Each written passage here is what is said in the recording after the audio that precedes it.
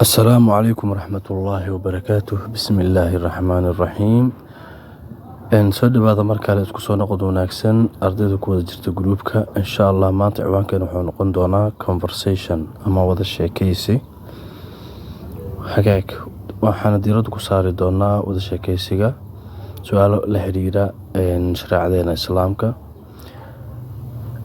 What are you? maxaa tahay adigu? I am Muslim. anigu waxaan ahay Muslim. Good. hagaag. Do you pray? ma tukataa adiga? Yes, I pray the prayers. anigu waan tukadaa salaadaha. How many times do you pray? imisa jeer ayaad tukataa adiga?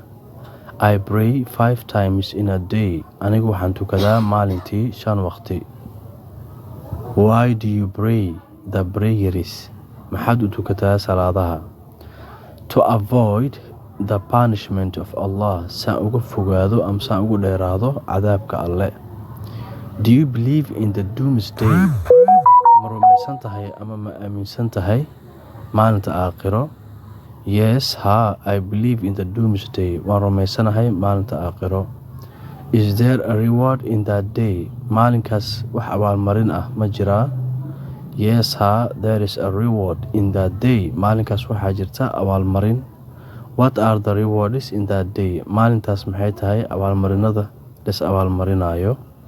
The rewards are hell and heaven. abaalmarintu ama abaalmarinadu waxay kala yihiin naar iyo janno. Hell waa naar, heaven waa janno. hagaag arday, waxaan filayaa inaad fahamteen. wixii su'aalaha waad soo weydiin kartaan. mahadsanid daawade.